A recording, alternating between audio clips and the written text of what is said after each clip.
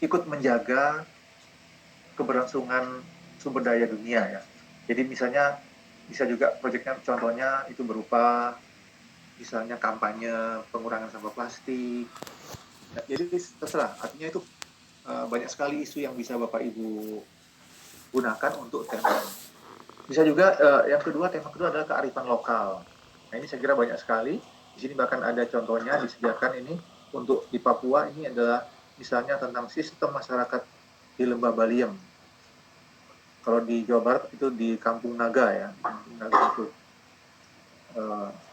Jadi banyak sekali saya kira kalau kita di Indonesia ini kalau kita temanya kearifan lokal, saya kira siswa melakukan investigasi fitur-fitur budaya apa saja yang ada di masing-masing masyarakat itu bisa menjadi sumber yang sangat kaya untuk melakukan proyek. Atau bisa juga Bhinneka Tunggal Ika, ini kita bisa masalah ini ya, masalah keberagaman dan seterusnya. Jadi banyak sekali yang bisa kita gali ya, tema Bhinneka Tunggal Ika. Kemudian bangunlah jiwa dan raganya. Nah ini berarti terkait dengan ini ya, fisik dan mental. Fisik pasti dan juga mungkin yang sering cocok itu masalah mental itu bullying ya. Mungkin sekarang ini kok berita-berita di TV itu semakin banyak aja ya berita-berita bully ya, bahkan di kalangan remaja putri ya, itu banyak banget sekarang ini berita-berita beredar itu. Nah itu bisa menjadi salah satu alternatif Bapak Ibu ya untuk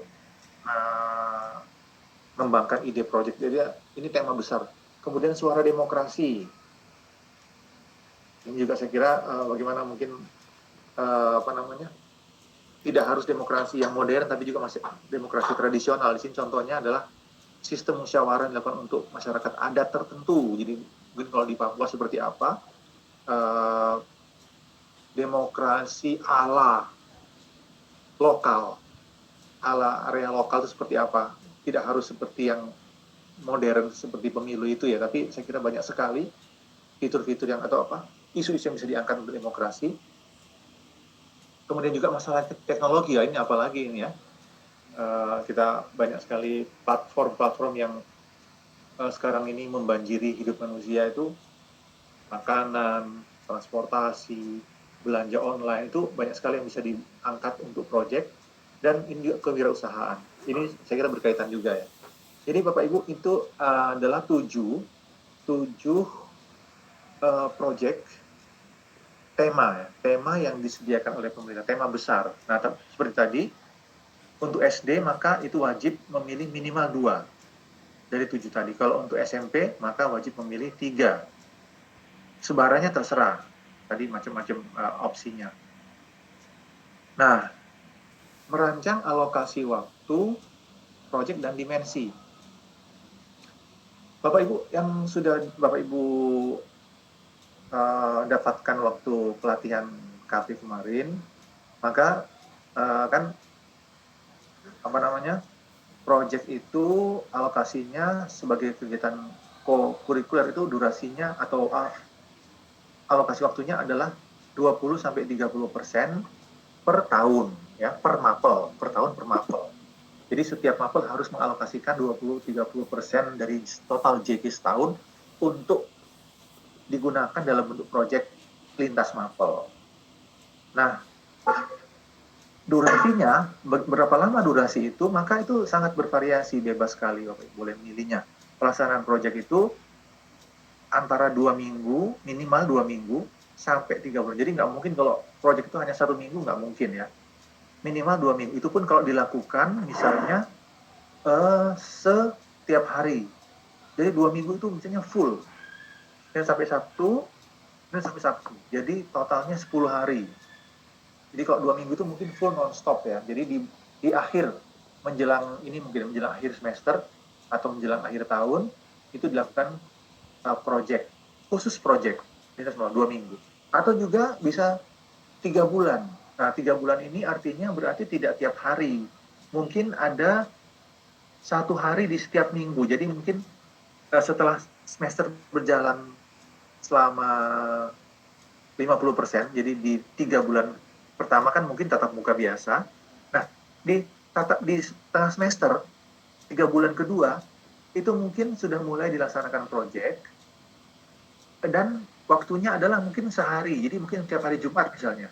Pokoknya sejak bulan keempat di tiap semester itu seluruh kelas, seluruh mapel, seluruh kelas rombongan belajar itu melakukan proyek tiap hari Jumat. Jadi setiap hari Jumat itu sekolah itu mengadakan proyek.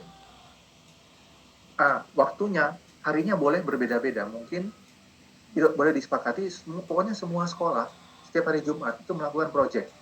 Atau bisa juga berbeda-beda dibagi. Misalnya untuk SD ya, misalnya kelas 1-nya mungkin hari Senin. Hari Senin itu hari proyek. Setelah tengah semester ke sini ya. Kemudian hari kelas 2, hari Selasa, dan seterusnya. Jadi sangat-sangat fleksibel sekali. Seperti itu. Untuk sekolah tahap awal, untuk tema pilihan, maka seperti yang tadi saya sampaikan, itu menentukan dua saja. Untuk SD dan untuk SMP 3 tema. Jadi dari 7 tema tadi silakan SD memilih 2, mana yang akan dipilih untuk proyeknya. Untuk SMP memilih 3. Tahap berkembang juga sama ya, tidak dibedakan. Nah, yang beda ini untuk yang tahap lanjutan. Jadi 2 tema, 3 tema itu tapi yang menentukan masing-masing kelas. Jadi kelasnya sudah mandiri. Kalau ini kan yang menentukan sekolah ya. Kalau yang tahap awal berkembang itu sekolah yang menentukan. Kalau di sini 2 tema dan 3 tema itu, tapi kelasnya sendiri. Jadi kelas misalnya SMP ya, kelas 7 itu memilih 3 tema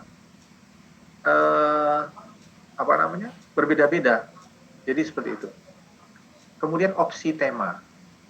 Nah, jadi Bapak Ibu setelah tema, jadi untuk opsi temanya seperti apa, maka untuk yang tahap awal itu sekolah menelaah isu yang sama untuk semua kelas. Jadi ini jadinya kebijakan sekolah ya.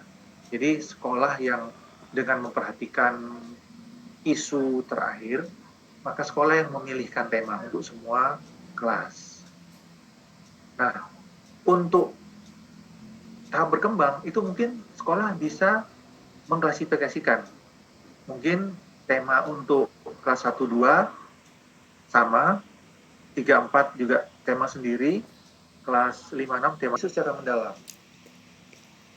Oleh karena itu, maka setiap tema proyek itu dijalankan dengan pendekatan lintas ilmu, lintas disiplin, lintas mapel, dan lintas konten secara terpadu dengan memperhatikan koneksi antar komponen mapel ya, dan juga antar komponen pelaksananya, baik siswa, guru, sekolah, masyarakat, dan kondisi masyarakat sekitar. Jadi holistik karena kan disampaikan di awal bahwa proyek itu merupakan kegiatan lintas mapel. Jadi harus memperhatikan keterhubungan. Jadi jangan sampai terpisah-pisah. Jadi nanti IPS kegiatannya sendiri, IPA sendiri seperti itu. Tapi harus menjadi satu kesatuan. Jadi intinya tidak kelihatan mapelnya sebenarnya. Tapi sebenarnya di dalamnya itu mengandung aspek-aspek dari seluruh mapel itu. Dan tidak harus kontekstual ya, salah satu prinsipnya. Jadi perlu ada deskripsi kenapa Bapak Ibu memilih tema itu, apa hubungannya dengan sekolah Bapak Ibu. Itu. Kemudian komponen inti, ada deskripsi singkat proyeknya itu, pertama dari segi nama, kemudian tujuannya apa, waktunya kapan, dan seterusnya. Dimensi dan subdimensi profil itu disebutkan apa saja kan. Dimensi subdimensi itu Bapak Ibu, kan dimensi ada 6 ya. Tidak perlu dalam sebuah proyek itu harus ada 6 namanya, tidak usah. SD ya, SMP juga, itu sangat penting untuk diawali dengan pertanyaan pemantik. Ada juga pengalihan remedial, tentunya jika ternyata sifatnya kan Bapak Ibu perlu melakukan secara reflektif ya. Ternyata kalau di dalam prosesnya itu perlu ada ditambah aktivitasnya boleh gitu. Atau ada yang masih kurang pas, boleh diulangi lagi, diulangi siklusnya gitu. Misalnya pengambilan data, kalau datanya masih kurang maka boleh diulangi lagi. Jadi ada remedial, itu bukan remedial ujian tapi melakukan ulang gitu ya, melakukan ulang. Jadi pengambilan datanya bisa diulang misalnya. Dan ada refleksi. Untuk lampirannya bisa berbentuk lembar kerja, bahan bacaan, dan seterusnya. Nah, ini ada catatan di bawah ini Bapak Ibu. Tidak semua komponen di atas wajib tercantum dalam melakukan proyek itu sebagai bagian dari